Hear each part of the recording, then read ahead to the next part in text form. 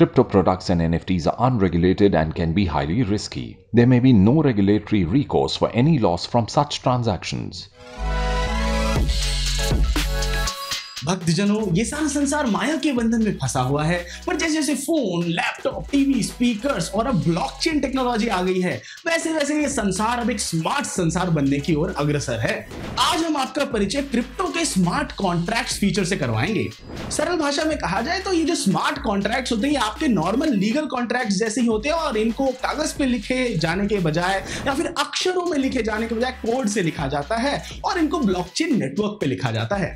किसी ब्लॉकचेन आधारित smart contract की उत्पत्ति के लिए दो या दो से ज्यादा पार्टीज को एक सामान्य शर्तों को मानना पड़ता है और उसके तहत फिर ब्लॉकचेन पे एक वो जो सामान्य सेट ऑफ रूल्स है ना, उसको कोड के फॉर्मेट में लिखा जाता है और फिर एक स्मार्ट कॉन्ट्रैक्ट का जन्म होता है। दोस्तों, स्मार्ट कॉन्ट्रैक्ट्स ब्लॉकचेन का एक ऐसा एलिमेंट है जो ब्लॉकचेन को और ट्रांसपेरेंट, सॉलिड और रिलायबल बनाता है एज अपोज टू जो हमारे ट्रेडिशनल सेंट्रलाइज्ड सर्वर्स होते हैं उनके मुकाबले।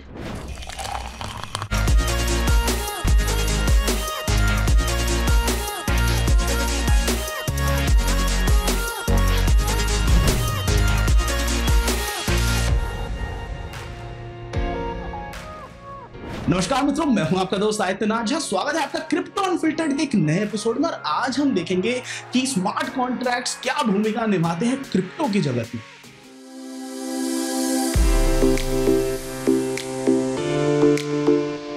स्मार्ट कॉन्ट्रैक्ट्स जो कि ब्लॉकचेन पे लिखे जाते हैं, वो हमको ट्रेसेबल, ट्रांसपेरेंट और इररिवर्सिबल ट्रांजैक्शंस करने का एक बढ़िया तरीका देते हैं। किसी तीसरे पक्ष की आवश्यकता के बिना पूर्व निर्धारित शर्तों के बल पर स्मार्ट कॉन्ट्रैक्ट्स जो हैं, वो किसी एक प्रोसेस को या किसी एक चीज को स्वचालित करने में हेल्प करते हैं। इसलिए ये स्वास्थ्य सेवा, सरकारी सेवाएं या फिर जो वित्तीय सेवाएं होती हैं, ऐसी कई सारी जो संवेदनशील बिजनेसेस होती हैं, इनके बड़े ही काम आ सकता है। स्मार्ट कॉन्ट्रैक्ट्स के एग्जीक्यूशन को कंफर्म करने के लिए किसी भी तीसरी पार्टी जैसे कि ब्रोकर, लॉयर या बैंक, ऐसे किसी भी बिचौलिए की जरूरत नहीं होती है। इसी वजह से किसी और से डाटा मैनिपुलेशन के खतरे को खत्म कर देता है स्मार्ट कॉन्ट्रैक्ट। और भाई, बिचौलिए ना होने की वजह से स्मार्ट कॉन्ट्रैक्ट के कारण जो पैसा बचता है वो तो अलग ही है। जब दो या दो से अधिक पार्टियां ब्लॉकचेन आधारित स्मार्ट कॉन्ट्रैक्ट में आते हैं, तो वो घुसपैठ एवं अन्य दिक्कतों से अपने डेटा को बचाने के लिए एक कदम की ओर अग्रसर हो जाते हैं। और आपको ये बात पता होनी चाहिए कि स्मार्ट कॉन्ट्रैक्ट जो है वो इंक्रिप्टेड होते हैं। दोस्तों, अभी हाल ही में लंदन के एक जाने माने डायमंड प्लेयर डी बीयर्स ने अपना एक ब्लॉकचेन प्लेटफॉर्म लॉन्च किया। इस प्लेटफॉर्म से ये डायमंड माइनर्स जो है वो अपने डायमंड स्टोन्स का जो लीगल ओरिजिन है, ऑथेंटिसिटी है, इसी सब को ब्लॉकचेन के थ्रू रिटेलर्स को दे पाएंगे। डी बीयर्स जो है वो ब्लॉकचेन की मदद से इलीगल डायमंड्स को मार्केट में उतरने से रोकना चाह रहा है। डिस्ट्रीब्यूटेड लेजर टेक्नोलॉजी के बढ़ते उपयोग के कारण काफी ज्यादा तेजी से डेवलपमेंट हुई है और अडॉप्शन तेजी से हुई है स्मार्ट कॉन्ट्रैक्ट्स की।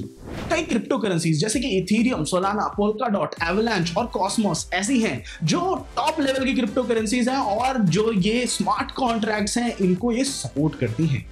तो दोस्तों, हमारे साथ है रोहास नागपाल जी, जो कि है क्रिप्टो एक्सपर्ट, और आज हमें बताने वाले कि भैया स्मार्ट कॉन्ट्रैक्ट होता क्या है, बनेगा कैसे, एंड हमको ये वॉक थ्रू कराएंगे इस बढ़िया चीज के थ्रू। तो जो मैंने खोला है उसे हम बोलते हैं ओपन ज़ेपलिन।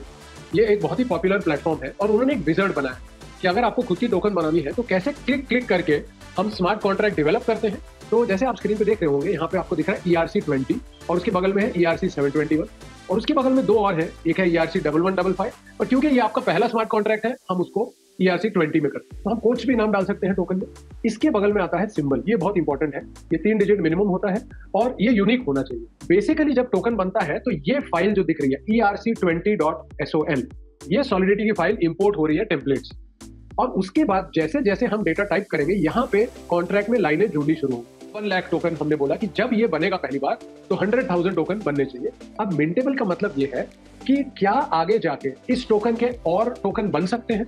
अगला आता है बर्नेबल, ये भी बहुत इंपॉर्टेंट चीज है कि क्या आगे जाके टोकन डिस्ट्रॉय किया जाता है। फिर उसके बाद आता है पॉसिबल, ये भी एक बहुत इंपॉर्टेंट फंक्शन है कि सपोज कल को कुछ गड़बड़ हो गई, हम पूरा कॉन्ट्रैक्ट रोक सकते हैं और उसके बाद हमारे टोकन में कुछ भी लेन देन नहीं होगा जब तक हम उसको फिर से ऑन नहीं करते। क्या जो हमारा टोकन है वो ऑन चेन गवर्नेंस के लिए वोटिंग देता है लोगों को, तो हम उसको यहाँ पे टिक कर सकते हैं। हम एक ही ब्लॉक के अंदर एक क्रिप्टो खरीद के उसी क्रिप्टो को बेच भी सकते हैं। अगर हमें लग रहा है हम उससे प्रॉफिट बना सकते हैं, तो वो क्या हुआ, 2 या 3 सेकंड का लोन है, उसको बोला जाता है फ्लैश लोन। तो ऐसे अलग अलग फीचर हैं, उनको हम जोड़ते हैं। यहाँ पे हम चाहे तो अपना ईमेल एड्रेस डाल सकते हैं। अब हमारा पूरा कॉन्ट्रैक्ट ऐसे बन गया, हम उसमें चाहे तो लाइसेंस फाइल डाल सकते हैं और उसके बाद जो है हम इसको एग्जीक्यूट कर सकते हैं। तो एग्जीक्यूट करने के लिए यहाँ पे है ओपन इन रीमिक्स। तो रीमिक्स जैसे अलग अलग प्लेटफॉर्म के थ्रू हम इसको कंपाइल करके ब्लॉकचेन में पुश करके एक्चुअल कॉन्ट्रैक्ट बना सकते हैं।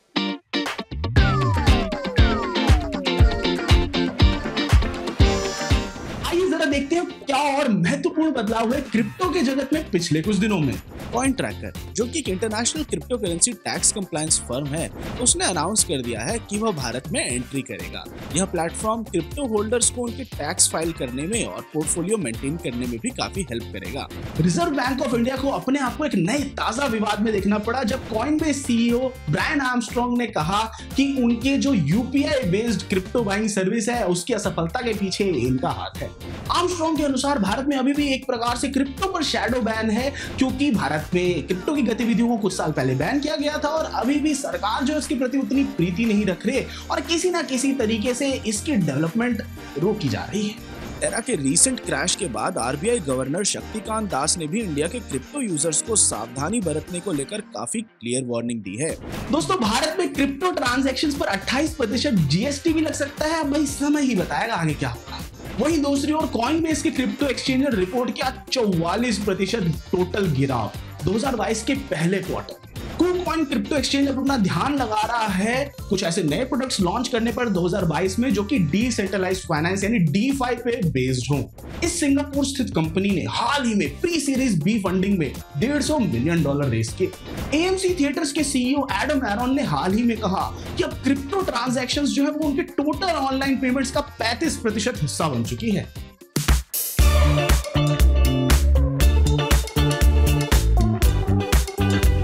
गाइस, इस हफ्ते क्रिप्टो मार्केट की टोटल वैल्यूएशन $1.28 ट्रिलियन पहुंची। मई का महीना क्रिप्टो करेंसीज के लिए उतना लाभदायक नहीं रहा जितना मार्च और अप्रैल रहे। यूएस में रिसेशन जैसे आसार बनते दिख रहे हैं, जिस वजह से वहां पर इंटरेस्ट रेट्स पर बढ़ोतरी हो रही है। जहां एक तरफ बिटकॉइन की वैल्यू $30,000 के इर्द गिर्द घूमती रही, वहीं दूसरी ओर ईथर $2,000 के आसपास घूमता रहा। डोजकॉइन और शिबा इनू दोनों ही मीम कॉइन्स कॉन्स्टेंटली लॉस में रहे। लॉसेस की वजह से स्टेबल कॉइन्स जैसे कि टेथर, USD कॉइन और बाइनेंस USD इन सब पे भी काफी गहरा प्रभाव आया है। और एक्सपर्ट्स का मानना है कि हर मार्केट फ्लक्चुएशन बुरा नहीं होता, कभी कभी स्टेबलाइज होने से पहले सिचुएशन खराब होती ही है।